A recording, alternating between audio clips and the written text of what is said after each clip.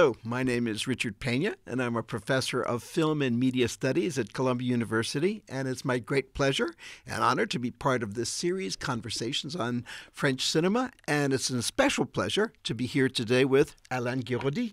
Alain, bienvenue. Hello. Hello, good to see you again.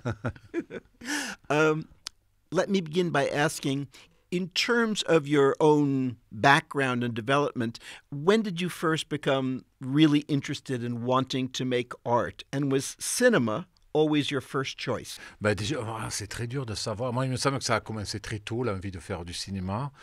Mais une envie très très lointaine. Puis quand ça s'est précisé, je pense qu'après le bac, quand j'avais 16-17 ans, j'avais envie de faire une école de cinéma, mais finalement ça me paraissait très loin, c'était à Paris, c'était loin géographiquement et même socialement, quoi. C'était un truc qui demandait de l'argent, quoi, je pense, et un certain confort dans la vie. Et j'ai renoncé dans un premier temps et je me suis mis à écrire des romans, voilà, qui n'étaient pas très bons, qui n'ont jamais été publiés. Et et finalement, c'est assez tardivement. Finalement, j'avais 25 ans quand j'ai fait mon premier court-métrage, quoi. Quand j'ai réellement mis mon envie de faire du cinéma en œuvre, quoi. I discovered your cinema, like many people, with your first medium-length film, That Old Dream That Moves, Vieux rêve qui bouge. Can you talk about your inspiration for that film? How did the idea for that film begin?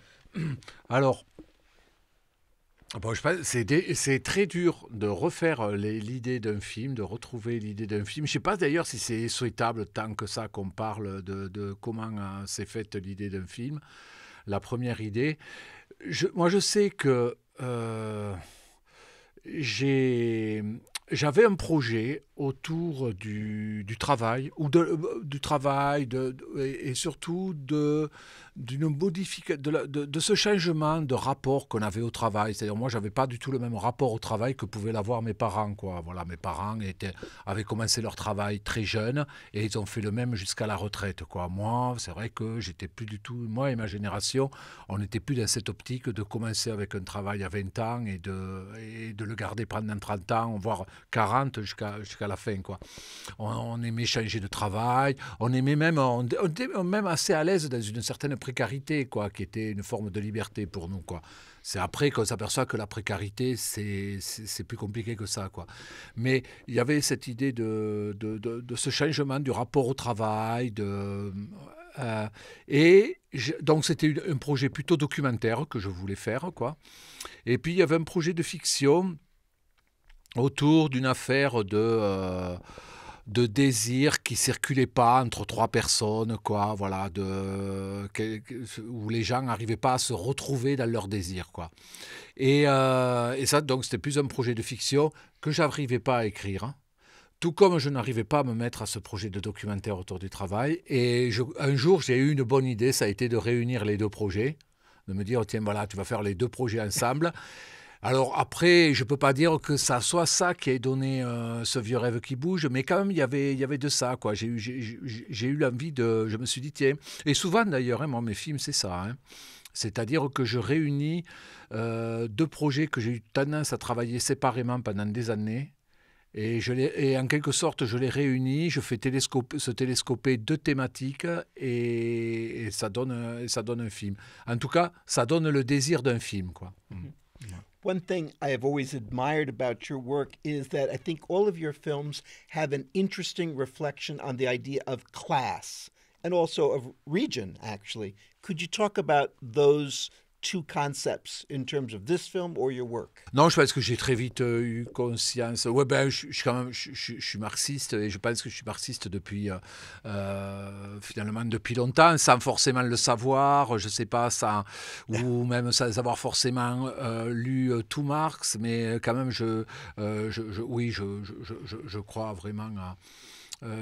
Oui, je pense assez que la lutte des classes, c'est le moteur de l'histoire, et qu'on est quand même nécessairement,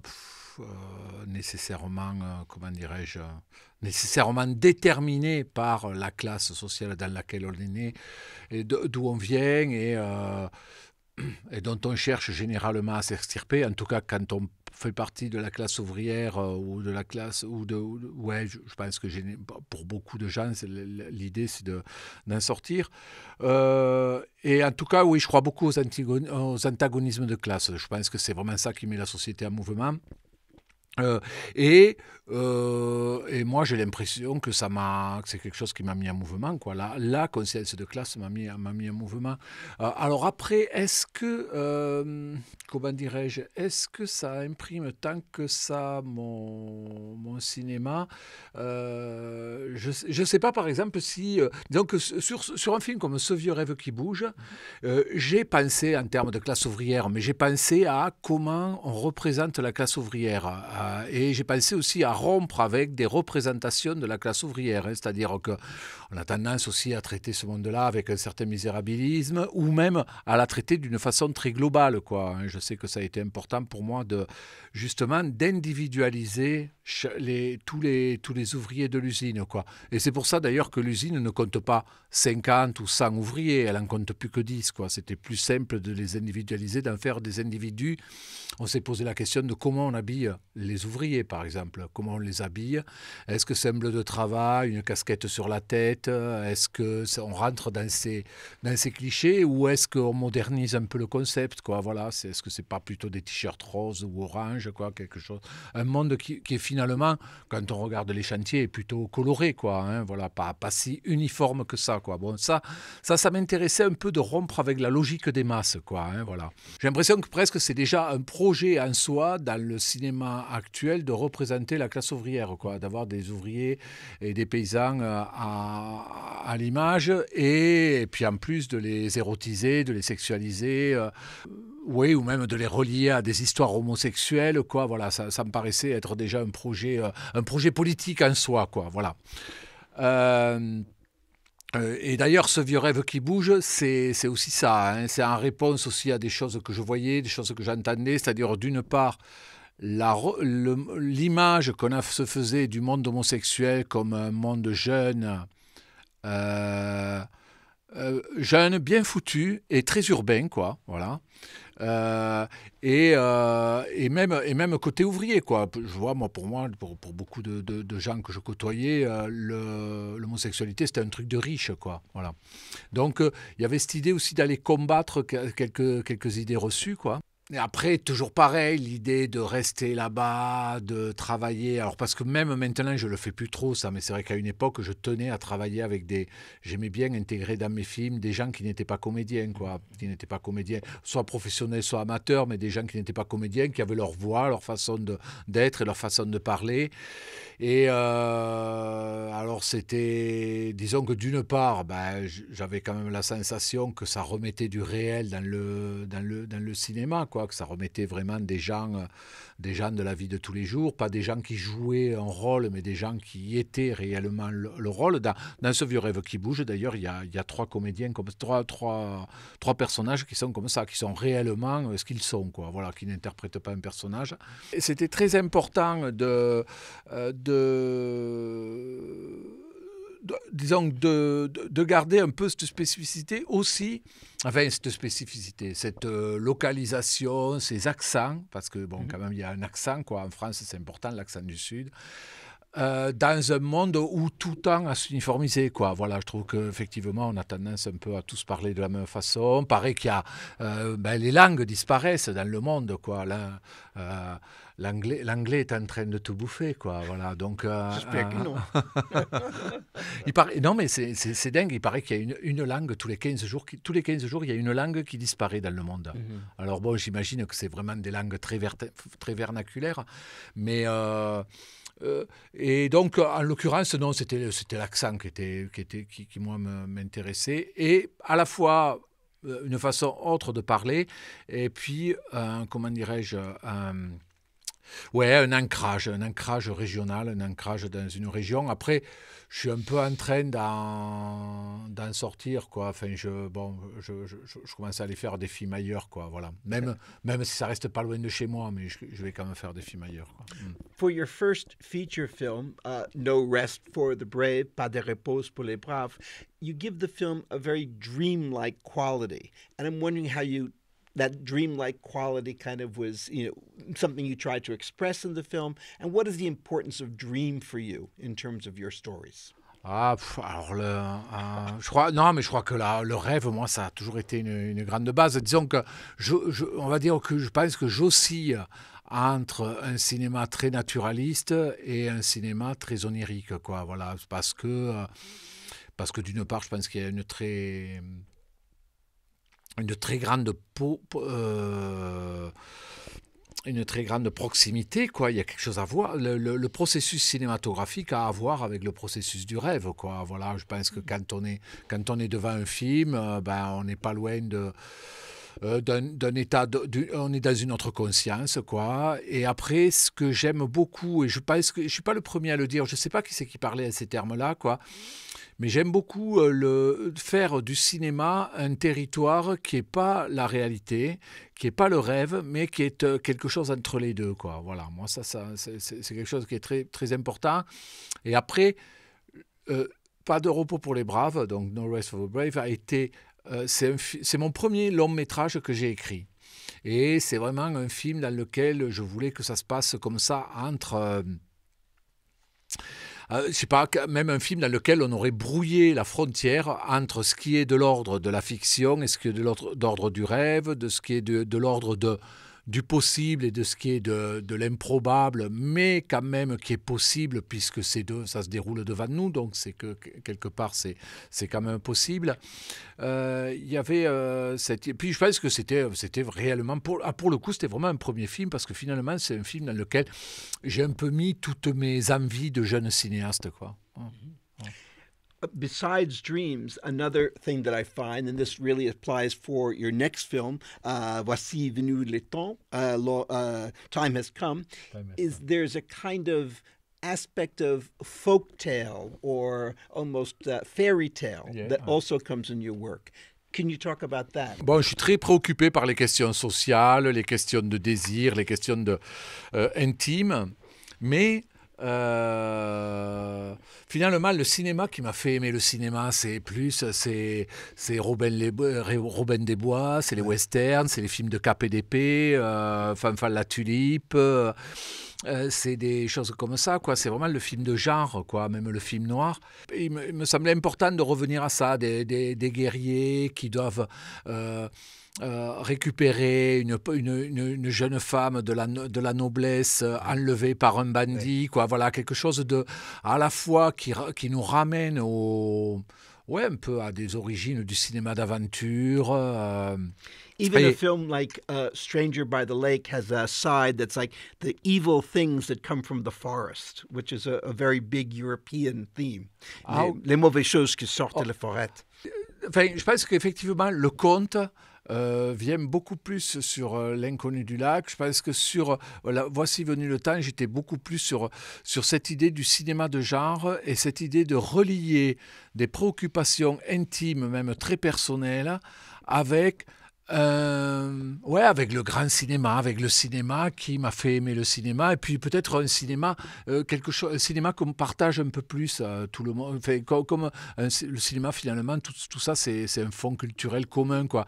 Je me disais, tiens, c'est peut-être aussi une bonne façon de tendre à l'universalité aussi, c'est-à-dire de revenir à des choses qui ont déjà finalement été faites, quoi. Voilà, et peut-être de les transformer en y réinjectant un peu plus de réel, quoi. J'ai peut-être un peu trop regretté, moi. J'ai peut-être regretté souvent que des films de western ou d'aventure soient moins investis par le social, quoi. Voilà. c'est peut-être ça. Et je me disais, tiens, voilà. C'était une tentative. J'ai pas trop insisté quand même de ce côté-là, je trouve, avec Voici venu le temps. Je pense que peut-être que j'y reviendrai. Mais il y a quelque chose qui m'intéresse beaucoup dans ça, dans l'idée d'aller reprendre des grands thèmes qui ont passé le temps et d'y remettre des choses un peu plus actuelles dedans, quoi.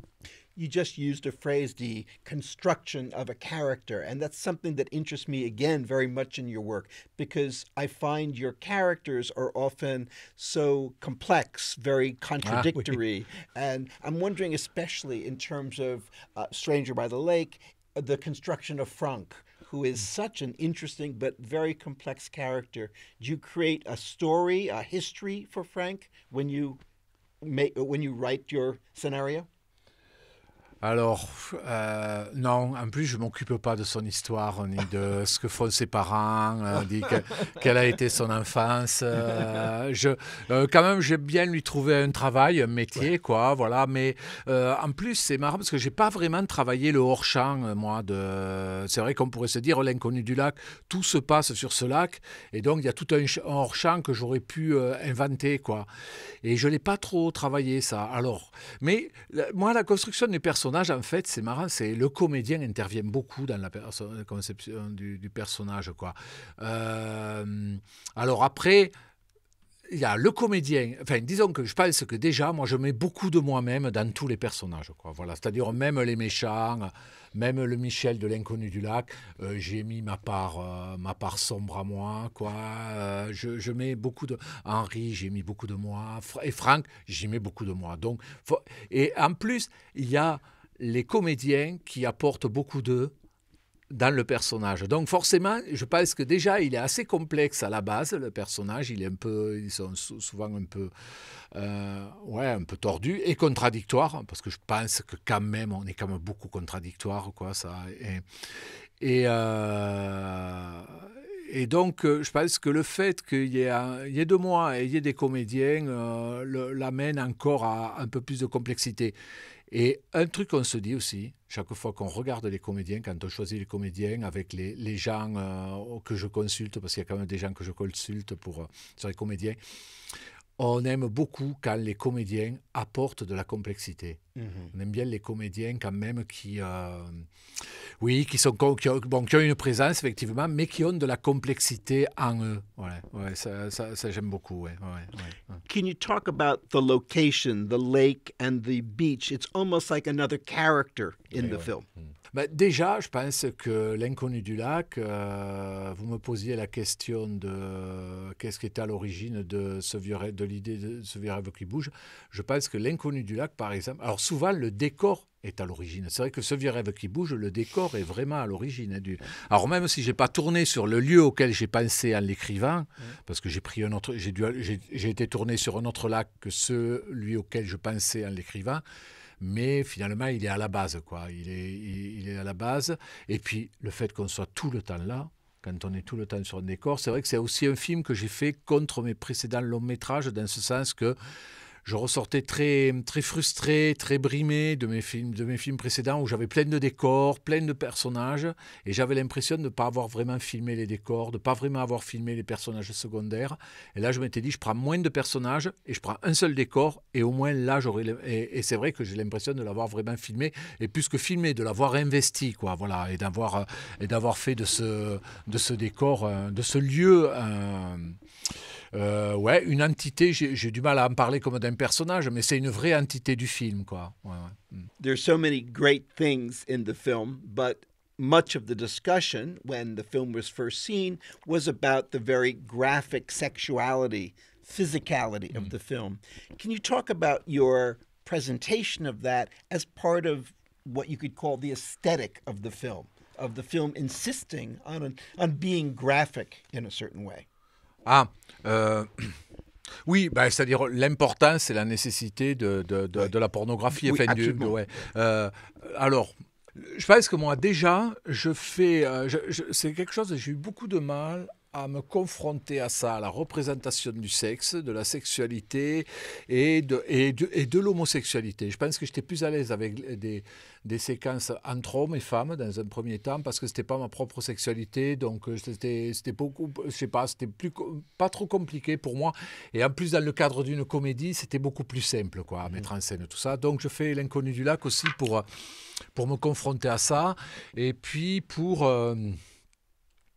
comment dirais-je, et puis peut-être après il y avait quelque chose alors ça c'est pour le côté personnel, puis il y avait quelque chose de plus politique dans l'idée qui était de reconnecter le sexe à du dialogue, à du sentiment même, quoi, et à de l'amour, quoi. Voilà, c'est vrai qu'on se disait quand même,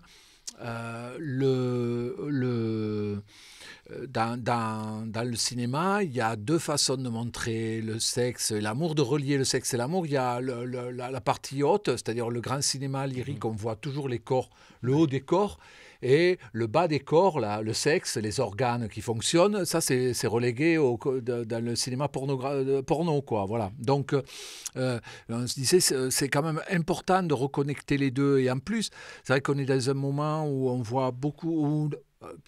on a l'impression que n'importe quel gamin de 10 ou 11 ans a vu de la pornographie, le premier rapport que les enfants ont avec le sexe, finalement, enfin avec l'amour, finalement, j'ai l'impression que c'est la pornographie, ils en voient très vite, et que finalement, on a même l'impression qu'on est en train de déconnecter le sexe du corps, quoi. La pornographie, il y a quelque chose comme ça, c'est-à-dire que la pornographie, on est dans le fonctionnement des organes, et le reste du corps a tendance à disparaître, quoi, voilà.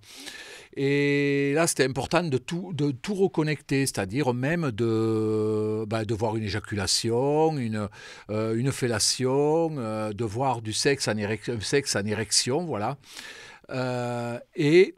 Et de relier tout ça à une vraie histoire d'amour, quoi. Voilà. Je pense que c'était vraiment hyper important de tenir bon, quoi, là-dessus. Ouais. As you were growing up and as you were becoming a filmmaker, were there filmmakers who dealt with LGBTQ issues whose work you admired? Moi, c'est vrai que quand on me pose cette question, moi, j'ai un peu que je cite toujours Fassbinder, j'en reviens toujours à Fassbinder parce qu'il était très, comment dirais-je, alors normalement je devrais citer Pasolini et en même temps Pasolini m'a toujours moins, ça m'a toujours moins intéressé, moins attiré, même si j'ai beaucoup de respect pour le cinéaste. Je trouve que chez Fassbinder, il y a quelque chose de réussi, mais alors chez Fassbinder même, il y a quelque chose de réussi aussi dans le dépassement de la thématique gay, c'est-à-dire il n'en fait pas une thématique, il l'inscrit toujours aussi dans du social, il l'inscrit toujours dans le monde, et ça c'est sûr que Fassbinder pour moi a été très très important. Et après, moi je pense pas que j'ai vu tant de films LGBT non plus, quoi. Enfin, me semble que dans les années 80, on voyait rien, quoi. Ou alors c'était dans les années 80, 90. J'en ai pas vu tant que ça. Je pense qu'après, j'ai plus été... c'est marrant. En plus, moi, je suis pas trop dans une histoire de cinéma de niche, quoi. Hein. J'aime bien les gens qui relient les trucs. Voilà. Si, quelqu'un qui a été hyper important, mais est-ce que avec un film, notamment avec La Loi du désir, c'est Pedro Almodovar, évidemment. Ouais, voilà, je pense que oui, quand même, c'est important que je cite Pedro Almodovar, parce que je pense que, pareil, c'est un des premiers. Enfin, La Loi du désir, quand même, c'est un polar, homo, enfin, il y a quelque chose, il y a du thriller, quoi. Enfin, il y a... Très grand film. c'est un grand film, ouais, tout à fait. Et j'étais très... Moi, j'ai toujours été très sensible aux gens qui ont cherché un peu à dépasser la simple thématique homosexuelle, quoi. A film of yours, which I very much love to teach to my students, is Restez Vertical, Stay Vertical. And I try and explain to them that it is not simply a film in which there are characters with many different sexualities, but the film itself, le film même, c'est un film queer. C'est un film because it's a film that refuses labels. It refuses to behave well. It kind of is always moving. Okay. And so in that sense, it's to me much more interesting as, whatever, LGBT, because the film itself is queer, not just the subject or the characters. Oui, c'est-à-dire le film, dans sa narration, dans la façon qu'il a... Oui, tout à fait. La structure du film. Alors, merci, c'est un compliment pour moi, ça. Mais c'est marrant parce que je me dis que justement, il aurait pu être encore plus... Que peut-être le film aurait mérité d'être plus queer, encore lui-même. Ouais. Mais disons que Rester Vertical, c'était après L'Inconnu du lac. Donc quand même, j'étais un peu auréolé de gloire, quoi. Le film avait beaucoup fait parler de lui, et je me disais que c'était quand même le moment où je pouvais faire un peu ce que je voulais, quoi. Ouais. Voilà. Donc, et pareil. C'était une époque où j'avais un projet de documentaire sur... parce que le loup est revenu en France, c'est très présent, Ouais. c'est très pénible pour les éleveurs de brebis. Je voulais faire quelque chose là-dessus, sur le loup et les brebis, quoi. Mais un documentaire, quoi, voilà. Et puis, j'avais envie aussi de refaire un road movie, quoi. Enfin, un film qui se promènerait un peu partout en France. Et j'ai un peu fusionné les deux projets, quoi, finalement. Et je pense que quand même, ça aurait dû être un peu plus, peut-être un peu plus. Il y a quelque chose qui n'est pas, que j'ai l'impression de ne pas avoir réussi à amener là où ça aurait dû aller, quoi. J'ai toujours pas la solution, je sais pas comment, j'ai même pas spécialement envie de refaire le film. Voilà, il est comme ça, il est ce qu'il est. Je trouvais ça vachement bien aussi, ça me plaisait aussi d'expérimenter. Peut-être que j'étais un peu dans la logique aussi de pas de repos pour les braves finalement, hein, c'est-à-dire d'expérimenter cette idée que voilà, on suit un fil narratif. On ne sait plus si on est entre le rêve et la réalité. Ça, c'est assez réussi dans le film, je pense. Cette espèce de territoire qui n'est pas la réalité, qui n'est pas le rêve, mais qui est un territoire entre les deux et qu'on appelle du cinéma, quoi. Voilà, ça je pense que ça c'est une chose qui est réussie et peut-être que c'est ça aussi qui en fait quelque chose de queer, quoi. And finally, talk to me about your most recent film, Okay. Viengitamen, especially the way that you integrate the ideas about immigration and terrorism, two very controversial, much discussed issues today. Toujours pareil, oui, je fais un film avec avec un des plus grands les grands traumatismes non grands traumatismes ces derniers temps.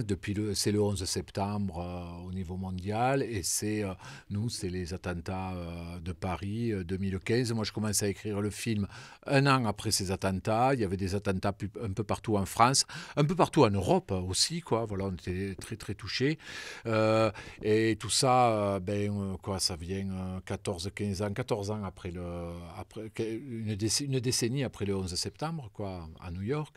Donc c'était super important et en même temps et effectivement ça m'intéressait aussi d'aller voir de parler aussi de ce moment, de comment notre regard sur le musulman a changé, et sur le musulman et donc au-delà même par extension sur l'arabe. Je pense que notre regard collectif a beaucoup changé sur ces gens-là. Et puis je fais aussi le film tout bêtement aussi en réponse aux théories du grand remplacement, quoi. Il y a quand même des gens qui chez nous, et ça date pas des attentats, depuis les années 80 joue beaucoup sur cette peur du musulman qui vient prendre notre place, qui devient majoritaire dans nos pays, voilà, et qui nous impose, qui soi-disant nous imposerait petit à petit son mode de vie et sa vision des choses, quoi, voilà. Ouais. Donc non, c'était important oui, je fais le film même en réponse, je pense au bouquin de Houellebecq, Soumission, je sais pas si ouais, donc enfin tu vois, donc c'est à la fois un film très très politique et dans un contexte sociopolitique très précis et avec effectivement moi qui, dans ce contexte très tendu, cherche plus à aller voir qu'est-ce qui peut nous rassembler que qu'est-ce qui nous divise, quoi. Voilà. Donc, et parce que je pense on continue quand même à avoir envie de vivre ensemble, quoi, quand même, je pense, les uns et les autres. Enfin, une grande majorité, on a encore envie de ça, quoi. Donc, mais c'est marrant parce que je me sentais pas capable de le faire sur un ton, je me sentais pas ni légitime, ni vraiment capable d'aller en parler d'une façon solennelle ou didactique ou même plus politique que ça n'est, quoi. J'avais envie de revenir à un film léger, quoi, quelque chose d'un peu plus simple. J'avais même envie de revenir à un film populaire. J'avais envie d'une forme populaire. J'ai d'ailleurs l'impression d'avoir fait un film populaire, hein. Les entrées sont pas vraiment au rendez-vous, mais j'ai quand même, je pense avoir fait un film populaire, quoi. Voilà, dans le sens où je reprends des enfin, je me sens plus en train de faire un film de genre, un film pas de genre, enfin si, il y a des éléments de genre, mais même du théâtre de boulevard, quoi. Je me sens plus en train de faire du théâtre de boulevard ou un peu ce qu'avait fait...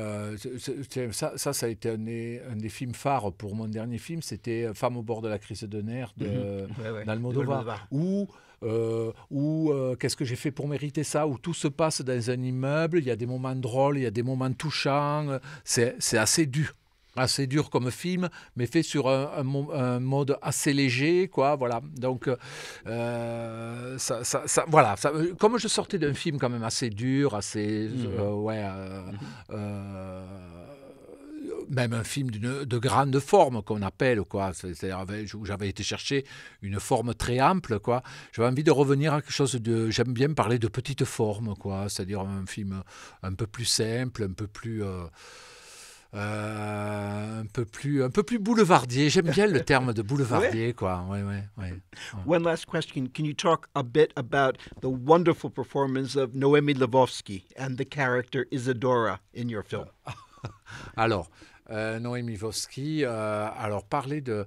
disons, alors Noémie Lvovsky, moi c'est quelqu'un que je vois quand même régulièrement au cinéma. Je la connaissais, on ne se connaissait pas personnellement, mais moi j'aimais beaucoup la voir dans les films. Et là, quand j'ai pas écrit le rôle en pensant à elle du tout, non. Mais quand même, quand on a commencé à chercher, très vite, quand même, je me suis dit, tiens, ce serait bien, Noémie Lvovsky. J'ai très vite pensé à elle parce qu'elle a